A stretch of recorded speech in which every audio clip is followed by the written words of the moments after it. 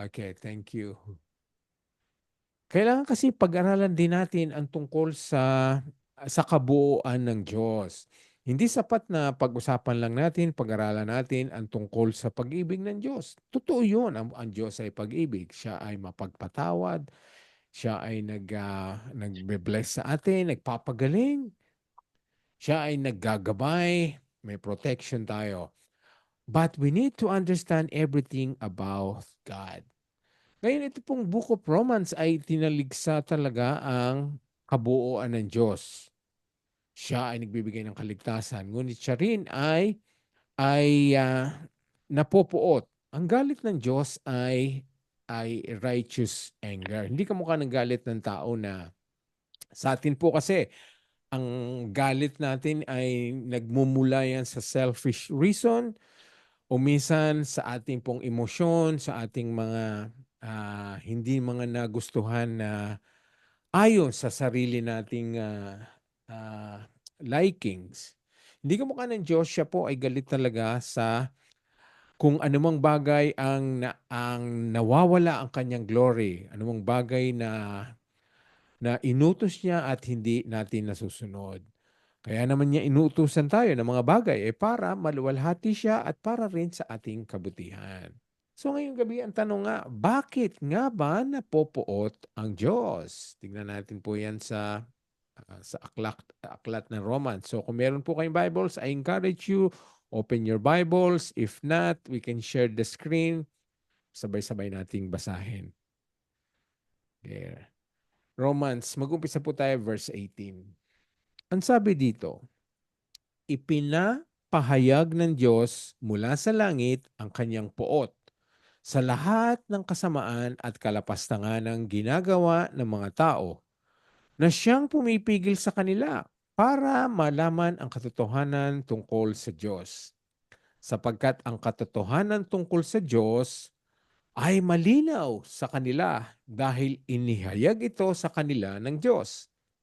Totoong hindi nakikita ang Diyos, pero mula pa ng likhain niyang mundo, ang kanyang walang hanggang kapangyarihan at pagka-Diyos ay naipahayag sa mga bagay na ginawa niya. Kaya wala silang maidadahilan. So maganda po kung meron kayong mga English translation o iba pang translation ay magandang masundan nyo at mabasa nyo rin para magkaroon ng comparison. But tonight po, basahin natin sa Tagalog. So himayin natin to. Doon muna tayo sa 18.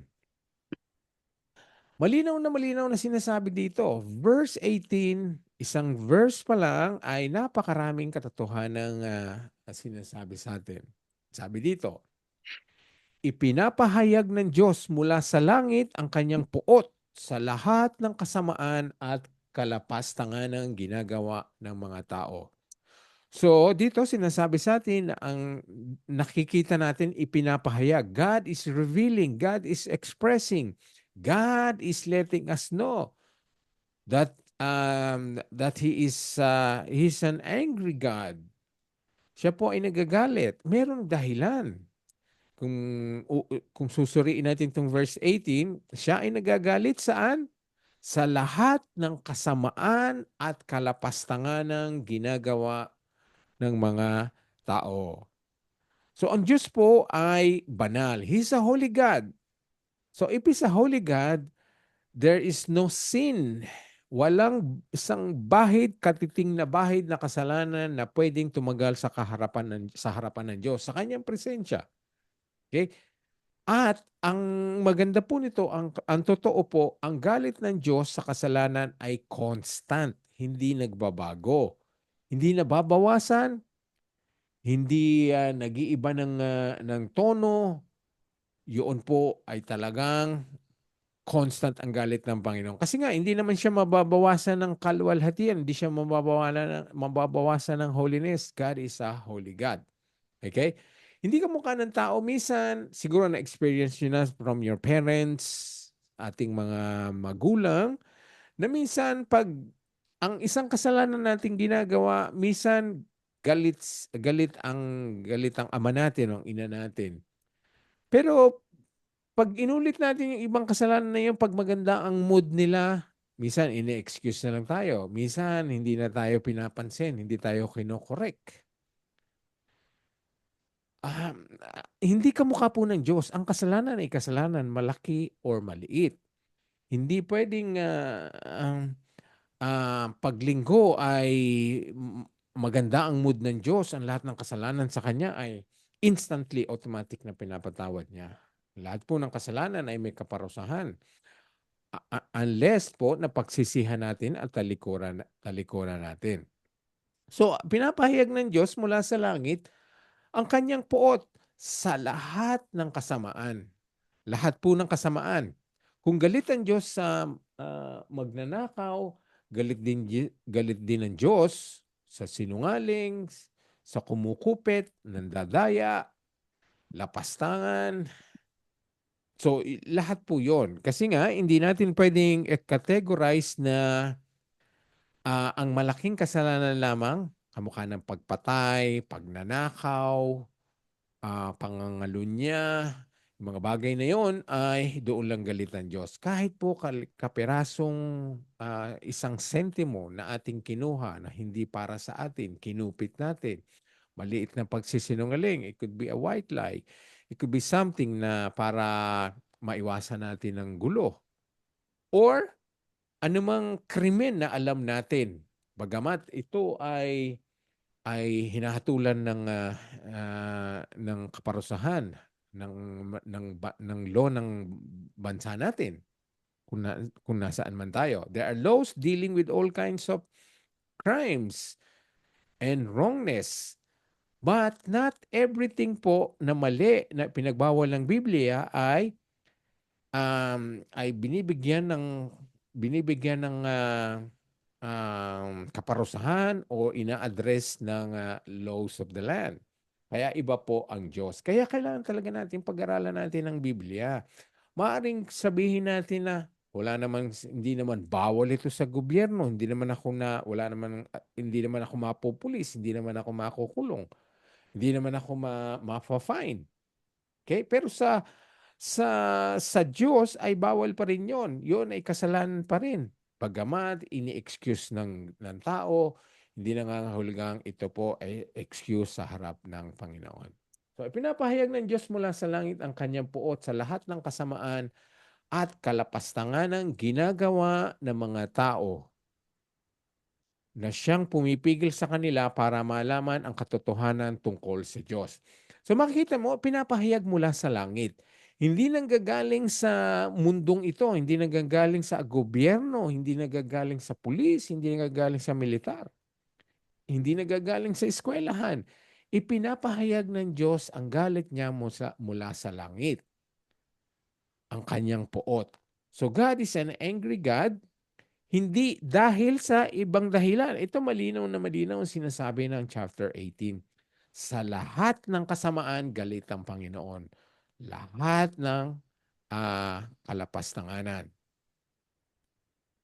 So, kung yun ay nanggagaling sa langit na kung saan kinikilala natin where God sits, where His throne is in heaven. God is ruling from heaven. So doon pinapakita na ang galit na galing sa langit ay galing sa Diyos. Yun po ang ini-express nitong verse na to. Hindi galing sa bituin, hindi galing sa buwan, hindi galing sa mga anghel. Ang ini-express po nito ay ang galit ay galing sa Diyos kung siya ay naghahari sa langit sa lahat ng kasamaan, lahat ng kalapastanganan. Okay? Interesting po na doon nanggagaling sa langit. Ngayon, tignan po natin sa Psalm 19:1. Ang sabi doon, ipinapakita ng kalangitan ang kadakilaan ng Diyos. The heaven declares the power, the glory, and the might of God. Ang gawa ng kanyang kamay. Sino po ang nag-express? Saan natin makikita? Kasi hindi natin nakikita talaga ang langit. Hindi natin nakikita ang galit ng Diyos. Naniniwala lang tayo dahil sinasabi ng Biblia yan. Pero ang sabi sa Psalm 19, ipinapakita ng kalangitan ang kadakilaan ng Diyos o God's power can be seen through His creation. Ang sabi, ang gawa ng kanyang kamay. Lahat ng ginawa ng Panginoon, makikita natin ang galit niya. Saan natin makikita yon? Ayun po, ang ating mundo ay ginawa ng Panginoon na napakaganda, it's a beautiful po. Walang kasamaang tayong makikita, walang bahid ng kamatayan o sakit, dilubyo o anumang sakuna o anumang disaster. Pero nang pumasok ang kasalanan, the whole creation po ay nagkaroon ay tinanggap ang curse ng kasalanan, ang sumpa ng kasalanan. Kaya po yung beautiful creation niya ay nahalughog din, nasira na. So pumasok na po ang mga malalagim, mga natural disaster.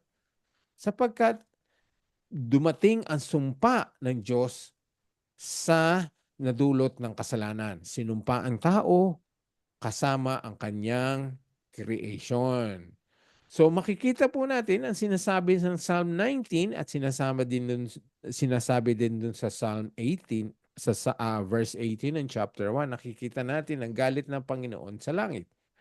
So this can be makikita natin ang kulog, ang kidlat, lindol, ang tsunami, bagyo, kung ano-ano man pong natural disaster na walang magagawa ang tao. Hindi po mapipigilan ng tao. Walang makakapigil sa lindol, sa tsunami, sa bagyo, sa kulog, sa kidlat. Kaya nga, ito po ay talagang isang expression ng Panginoon na dapat maintindihan ng tao na ang paligid natin ay nasa ilalim ng sumpa ng kasalanan. Ang bigat po, no? We are living in a fallen world. Kaya hindi tayo magugulat na sa lahat ng paligid ay nakikita natin ang kasalanan. Pero makikita natin, malalaman natin na hindi tumatahimik ang Diyos. Hindi siya tahimik at pinapabayaan tayo.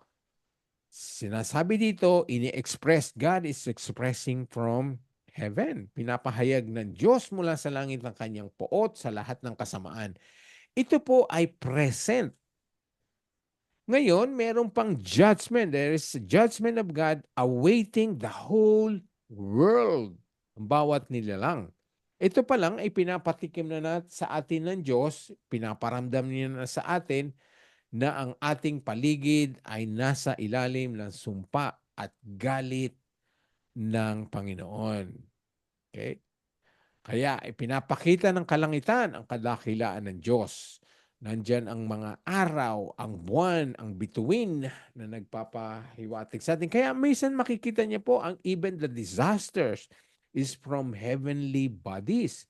Di ba? May mga kung anong mga bagay ang bumabagsak sa daigdig natin, the meteors, yung init ng araw, yung yung mga position ng bituin, yung mga position ng planets, kung ito po ay naiba, ay naaapektuhan tayo. Kaya yan po isang expression from God who is the only one who is causing all these things to happen. Okay? Ang kapangyarihan ng Diyos ay dapat nakikita na natin na siya ay gising, siya ay buhay, siya ay naghahari, at siya ay nagmamasid. Nakikita niya ang lahat ng nangyayari sa mundo natin. Okay? Balikan po natin, ulitin natin yung yung main verse natin, 18. Pinapahayag ng Diyos mula sa langit ang kanyang poot sa lahat ng kasamaan. So ano ba yung mga kasamaan na ayaw ng Diyos? Ngayon, sasabihin natin, hindi ko naman po alam kung ano yon. Ngayon, kaya nga meron tayong Biblia, meron tayong scripture na sinasabi sa atin kung ano ang hindi nating dapat gawin, kung ano ang dapat nating ihinto, kung ano ang dapat nating iwasan. Okay? Ipinahayag yan. Kaya nga maganda doon sa Colossians 3:5-9. Inilista yung bagamat hindi ito ang kalahat-lahatan ng kasalanan sa mundong ito ay binigyan tayo ng gabay para malaman natin ang mga kasalanang tinutuligsa ng Biblia. Basahin po natin. Colossians 3:5-9. If you have your Bibles, buksan po natin. Colossians chapter 3 verses 5-9. Basahin po natin. Kaya patayin nyo na ang anumang kamunduhang nasa inyo. Ibig sabihin, patayin, ihinto, have nothing to do. Ang isang patay po ay hindi na nananatili sa atin. Ang isang patay ay inaalis natin, inililibing. Wala na sa pang-araw-araw nating kabuhayan or pagkilos. Kaya patayin ninyo ang anumang kamunduhang nasa inyo. Ano yung mga kamunduhang yon? Sexual na immoralidad, kalaswaan, pagnanasa, at kasakiman na katumbas na rin ng pagsamba sa mga Diyos. So ayan, nakita na natin yung mga immoralidad. Okay? Mga masamang pagnanasa, mga kalaswaan. Sabi ng verse 6, parurusahan ng Diyos ang mga taong gumagawa ng mga bagay na iyon. Okay. So wala pong excuse yan. Kasi ang sabi, ang linaw-linaw ng verse 6, parurusahan ng Diyos. Hindi niya ibibigyan ng excuse, hindi niya ipipikit ang mata niya sa mga taong gumagawa nito. Ang sabi, parurusahan ng Diyos ang mga taong gumagawa ng mga bagay na iyon. So ito po ay mga ilan lamang sa mga kasalanang paparusahan ng Diyos. Okay? Ang dapat po nating tandahan, God is omnipresent. Nakikita niya ang lahat. Wala pong naitatagong bagay na ikukubli natin sa Panginoon. Gaano man gawin natin itong sikreto, ito po ay malalantad. Alam ng Diyos yan. Nakikita, nadidinig, napapagmasdan. Kaya, wala tayong escape po sa kanyang kaparusahan. Verse 6, parurusahan ng Diyos ang mga taong gumagawa ng mga bagay na iyon kung makita niya. Hindi po sinabi dito. Sabi, paparusahan niya. Now, we will have that assumption that He sees everything. He knows everything. Hindi sinabing kung ire-report sa kanya, kung malalaman niya, kung merong ebidensya siyang matatanggap. Hindi. Ang sabi, parurusahan ng Diyos ang mga taong gumagawa ng mga bagay na yon with the implied expression po na alam ng Diyos at nakikita niya lahat. Ang sabi dito sa verse 7, ganoon din ang pamumuhay ninyo noon. So this should be our past. Kung tayo po ay talagang born again na, mananampalataya na, Christians, believers, ito pong mga sexual immorality, kalaswaan, pagnanasa, greed, kasakiman, katumbas na rin ng pagsamba sa mga Diyos-Diyosan, idolatry. This should be our past. Nakaraan na ang pamumuhay ninyo noon. Dapat hindi na kasi nga, ang sabi dito, patay na sila patay na yon. Ang anumang patay ay wala na po tayong koneksyon. Okay? Pero dinagdag, ito po ang dinagdag pa magmula doon sa verse 8. Ituloy natin. May mga dinagdag. Ang sabi, pero ngayon, dapat ninyong itakwil ang lahat ng ito. Galit, poot, sama ng loob, paninira sa kapwa, at mga bastos na pananalita. Yan po. So, hindi lamang mga ginagawa ng kamay, ng katawan natin, anumang parte ng katawan natin, pati ang mga nasa isip natin, nasa puso natin, ginagawa ng bibig. Ulitin natin. Itakwil ninyo ang galit, puot, sama ng loob, paninira sa kapwa, at mga bastos na pananalita. Verse 9, huwag kayong magsinungaling sa isa't isa dahil hinubad nyo na ang dati ninyong pagkatao at masasamang gawain. So sinabi po ng Colossians, ang mga bagay na binigyan tayo ng mga mga kasalanan, bagamat hindi binagkis, hindi sinabi ang lahat ng kasalanang umiiral sa mundong ito at natikman natin at ginawa natin at maaaring pinapagpatuloy pa natin. Ang sabi, patayin ang mga bagay nito dahil ano ang mangyayari? Parurusahan ng Diyos. Okay? So dati na daw nating buhay yon. Dapat ito ay patayin or itakwil. So kung makikita niyo po yon, yung word na patayin, ayan po. I-highlight natin po para ano natin. Ang sabi yung mga kasalanan na yon ay patayin at itakwil at wag na. Wag nang gawin. Patayin, itakwil, stop. Okay. Yan po ay makikita natin na hindi sinabi ko, hindi sinabi ng sino mang tao, kundi yan po ay nakasaad sa Biblia na ating dapat tanggapin, paniwalaan, at sundin. Kaya po, makikita natin na nagagalit ang Diyos.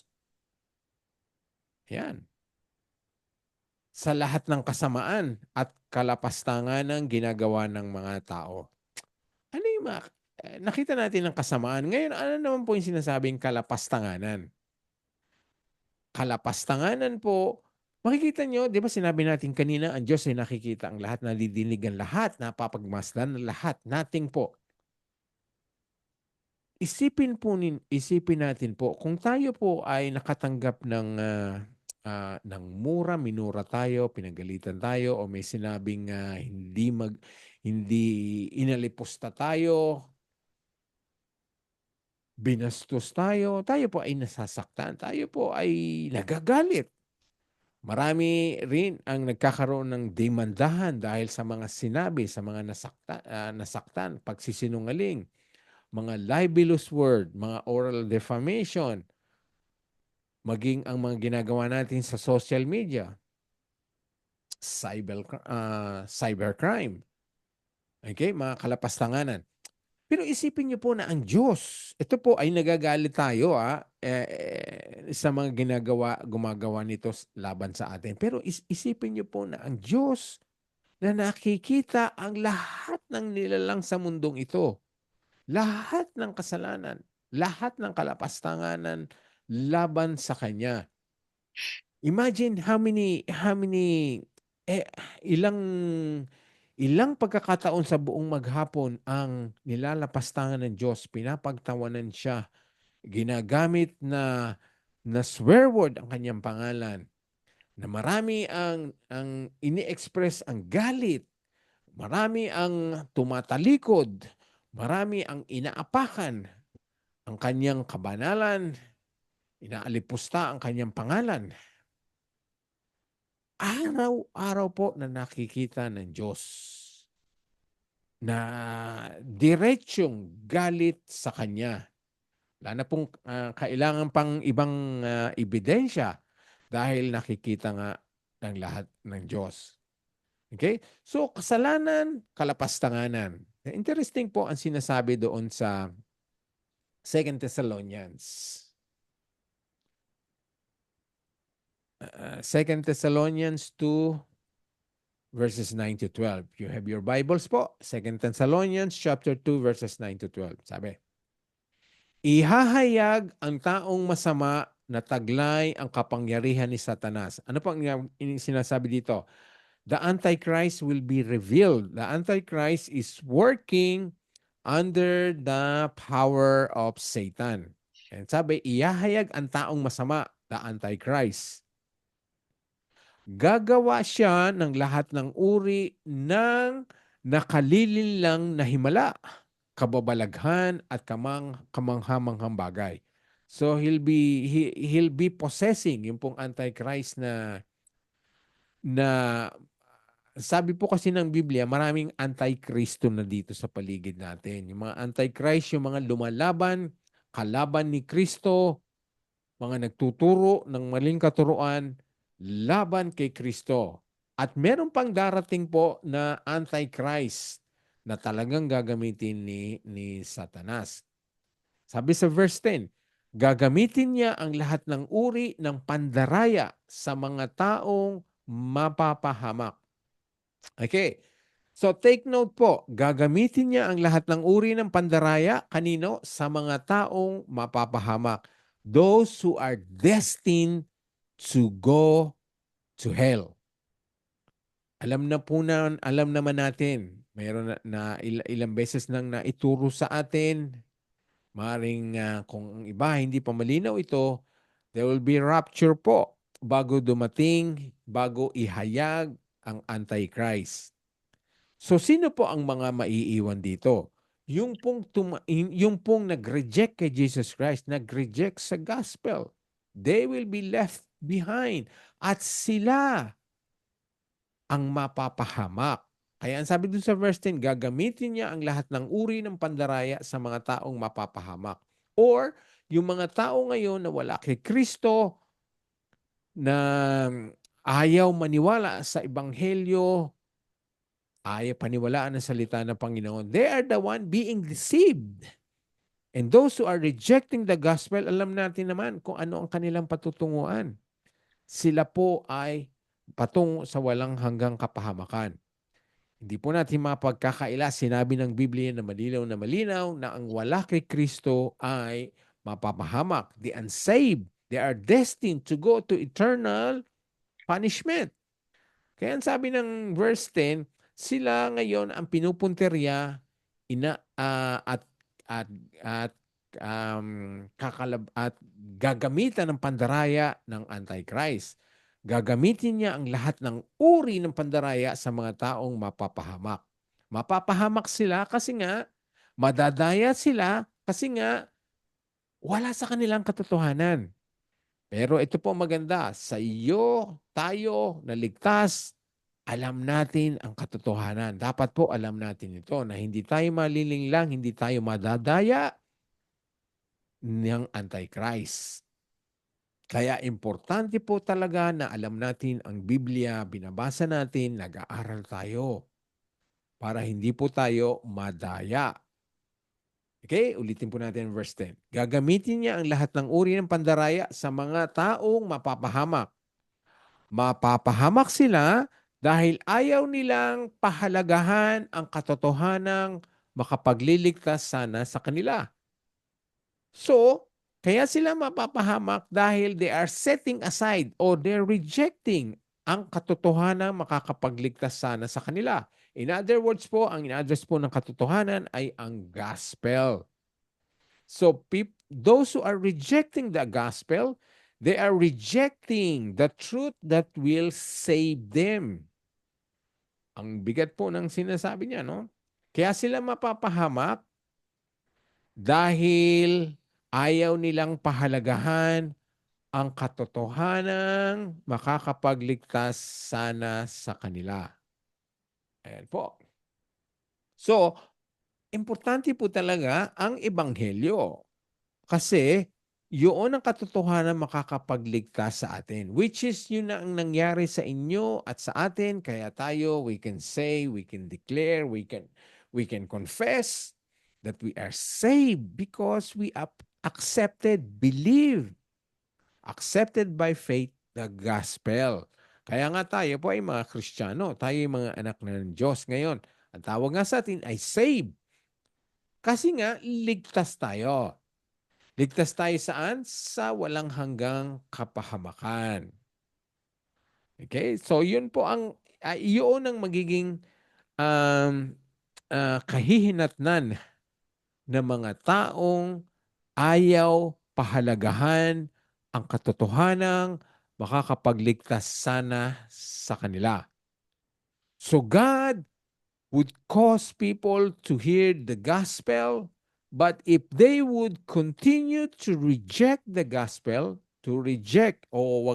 ipagpapatuloy nilang wag bigyan ng kahalagahan ng katotohanan, ang sabi sa verse 11, kaya pababayaan na lang sila ng Diyos sa matinding pagkalinlang para maniwala sila sa kasinungalingan. Ayan po. Hindi bibigyan tayo ng grasya ng Panginoon para mapakinggan natin ang Ebanghelyo. Pero kung mananatiling matigas ang ating puso at ang ating ulo, ang sabi, pababayaan na lang sila ng Diyos sa matinding pagkalinlang para maniwala sila sa kasinungalingan. God would no longer work in us. So what would happen po, yung panlilinlang kasinungalingan ng Antichrist ngayon ang papasok na sa atin, ang magwo-work sa atin. Ang malungkot na malungkot po ay tatanggapin ito ng mga taong ni-reject ang gospel. Maniniwala ngayon sila sa kasinungalingan. Okay? Sabi ng verse 12 po, nang sa ganoon, maparusahan ang lahat ng ayaw maniwala sa katotohanan. Again po, pangalawang beses itong sinabi dito sa 2 Thessalonians chapter 2. Yung mga taong, highlight po natin, ayaw pahalagahan ang katotohanan. Sila po ay mapaparusahan. At yung ayaw maniwala sa katotohanan. So if we set aside, if we reject and we refuse to believe the gospel which can save us, kaparusahan po.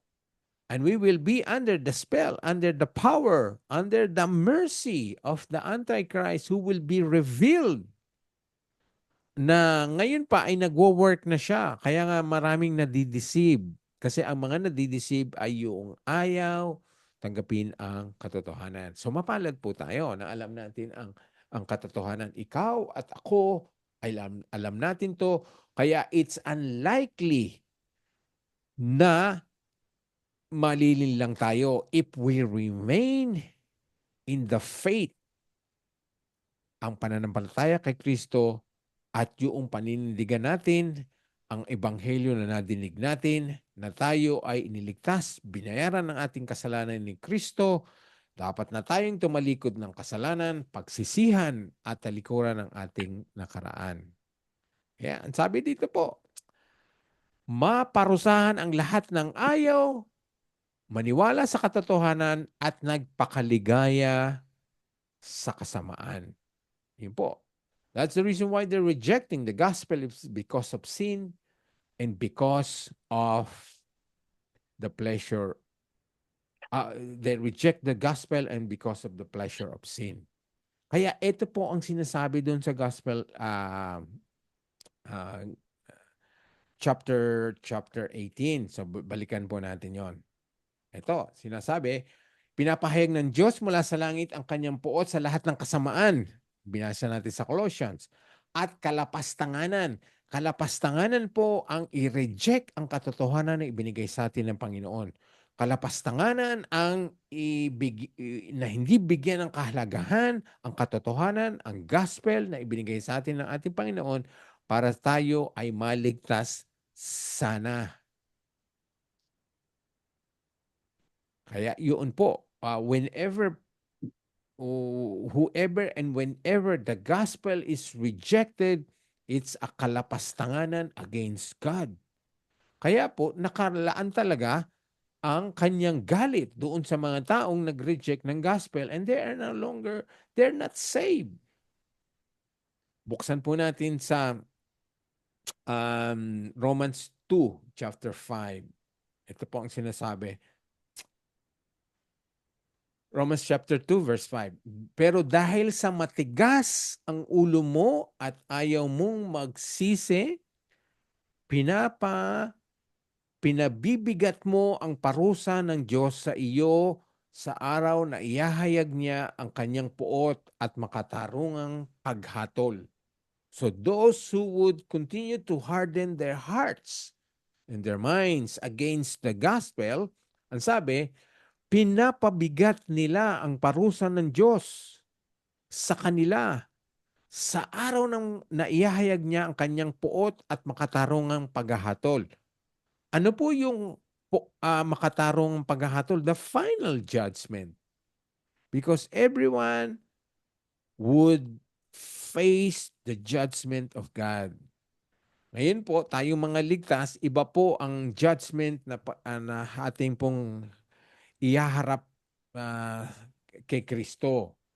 Dahil ligtas na tayo, ang iyon po ay paghuhusga ng ating mga ginawa nang tayo ay na-born again na. Yun po ay pananagutan natin. We will give an account to God for everything that we have done after we have been born again. But that would not be the basis whether we'll go to hell or spend eternity in heaven. Kasi nga, yung ibang ano yun na ibang category, ibang event, ibang time, yung pagharap natin kay Kristong, tayo mga Kristiyano, and this will have to happen after the rapture. Haharap tayong lahat ng niligtas na sa Panginoon upang i-determine whether we will receive rewards or not, or we will experience shame or embarrassment. Maaring nandun din tayo sa langit. Kasi nga, ligtas na tayo. But it would cause us shame kasi nga wala tayong reward, hindi natin mapapanindigan, hindi natin masasabing ang lahat ng ating na-accomplish nung tayo po ay born again na ay katanggap-tanggap sa Panginoon. Pero yung final judgment po ng unbelievers will determine and will confirm their eternal destination in eternal punishment. Kaya sabi, yung sa kanila na ayaw maniwala sa gospel, ayaw tanggapin si Kristo, ang sabi, pinabibigat nila ang parusa ng Diyos sa araw na iyahayag niya ang kanyang puot at makatarungang paghatol. Okay? So that's different po. Sa atin naman po, sabi sa 1 Thessalonians 5:9, buksan natin to, sa mga ligtas naman kay Kristo. Ligtas na dahil meron silang pananampalataya kay Kristo, naniwala sila sa gospel, they believe and accepted that God died for them as explained by the gospel, paid in full for their penalty. Sabi sa 1 Thessalonians 5:9, buksan po natin. Buksan niyo po ang inyong mga Biblia. Ang sabi, sapagkat hindi tayo itinalaga ng Diyos para sa kaparusahan, kundi para sa pagtatamo ng kaligtasan sa pamamagitan ng ating Panginoong Hesukristo. That's the big difference po. Hindi na tayo itinalaga ng Diyos para sa kaparusahan, kundi para sa pagtatamo ng kaligtasan sa pamamagitan ng ating Panginoong Hesukristo. We will not experience the eternal punishment, but instead salvation through Jesus Christ. Kaligtasan sa pamamagitan ng ating Panginoong Hesukristo. Kaya nga galit na galit ang Diyos. Kaya po naiintindihan natin bakit pinapahayag ng Diyos mula sa langit ang kanyang puot sa lahat ng kasamaan at kalapastanganan because of the rejection of the gospel, the rejection of Jesus Christ. At ito po ang sabi, intindihin niyo po ang sinasabi ng verse 18, yung mga kasalanan ng tao ang pipigil pa sa kanila para malaman ang katotohanan tungkol sa Diyos. So the sin will cause men not to have the full revelation of who God is. Meron silang idea, meron silang information that there is a God. But ang sabi dito, yung kasalanan nila na ayaw nilang talikuran or ikumpisal, na siyang pumipigil sa kanila para malaman ang katotohanan tungkol sa Diyos. Now we would understand why sinners, the unbelievers, would rather go to pubs, wild parties, somewhere else where there will be worldly pleasure than go to church, attend Bible studies, attend prayer meetings, be with other Christians. Kaya hindi nila nalalaman at naiintindihan at natatanggap ang katotohanan. Kasi nga, yung kasalanan nila ang pumipigil sa kanila para malaman ang katotohanan tungkol sa Diyos. Kaya yun po talaga makikita natin ang ebidensya ng isang taong tunay na born again, Kristiyano ay sabik siya sa mga pagtitipon ng mga Kristiyano. Sabik siya sa mga prayer meetings, sabik siya sa mga Bible studies and lahat ng opportunities na matuto siya. Maaring ito ay ginagawa niya sa mga personal devotions niya o yung mga pinapakinggan niya mga katuruan through sa atin po, marami talagang available na ngayon even in our sa ating pong pagsasaliksik, mga personal natin searching of God, we have available resources from YouTube, from Facebook, social media, mga movies, even ang Bibles po natin ngayon available na via audio. Kaya kahit po anong ginagawa natin, nagda-drive tayo, nagtatrabaho, naglalakad, nag-exercise, we have all the opportunities to listen to the truth. Kaya nga mapalad tayo sa ating generation ngayon. Yung mga nakaraan po, wala ito, hindi sila available. Wala silang social media, wala silang telepono, walang television, walang gadgets, walang computers. But for us, we have all the opportunity to learn things about God. At hindi na tayo pinipigilan ng ating worldly pleasure, ng ating kasalanan para lalo pang malaman natin ang totohanan sa Diyos.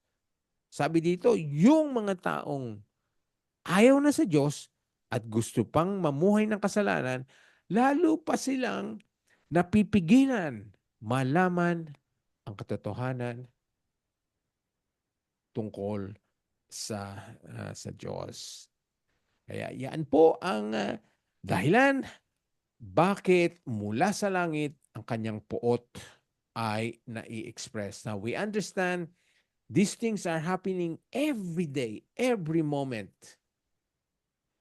At talagang naghihintay na lang ang Diyos ng kanyang pagkakataon para ihayag na ang kanyang final judgment. But for us, sabi, hindi itinalaga. Basahin po natin uli. Yun, ang ganda kasi na.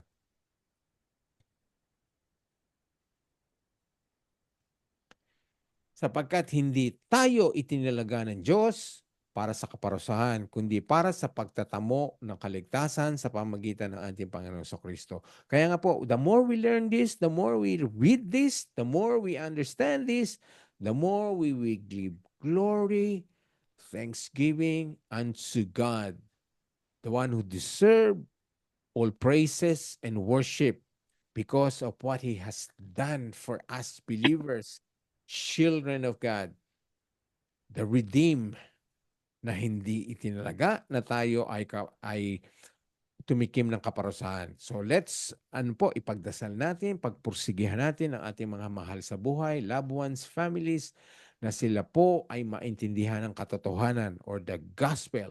Ngayon po, pag-aralan natin ngayong gabi, matindi po ang mangyayari sa kanila. Kaparusahan, they'll be under the power and the control of the Antichrist. But for us, glory and honor to our Savior, Jesus Christ, the true and living God. So I will stop po dyan to give everyone an opportunity to ask question or to to add anything or to share po bago tayo magtapos. Anyone who has question?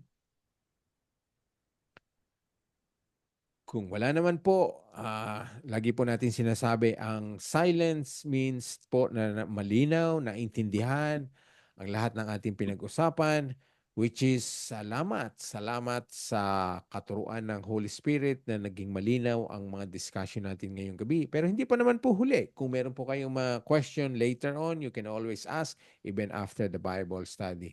But for us, thank you po sa inyong panandaling ibinigay para sa ating pag-aaral. Gagawin po natin ito tuwing every fortnight para mabigyan po naman po kayo ng pagkakataon na ang ibang Friday nyo ay free para po kung meron kayong kailangang gawin, gampanan, or kailangang puntahan ay meron po tayong libreng Friday. So we'll do this po every second Friday.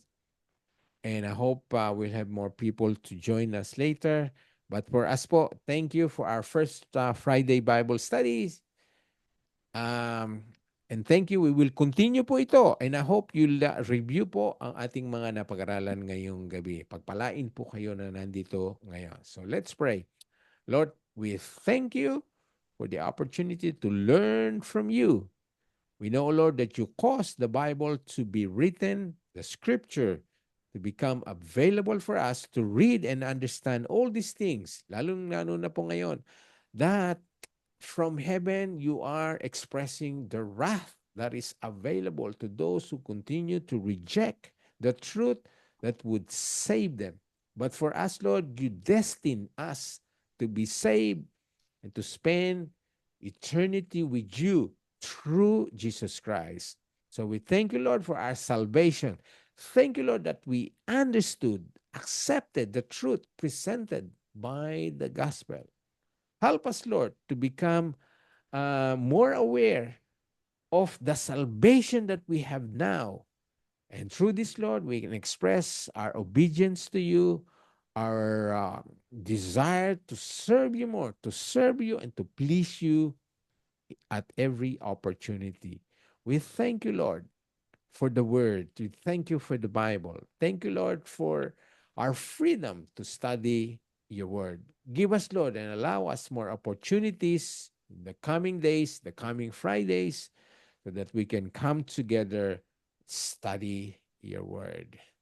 This is our prayer, Lord. In Jesus' name, amen. Thank you, everyone. Thank you po. So, dito po, nagtatapos ang atin. Unless po na later on, if you have any question or any suggestion, and I hope po the word tonight will echo in our minds and stay in our hearts. Stop lang po natin ang recording. Saan yung recording? Pause.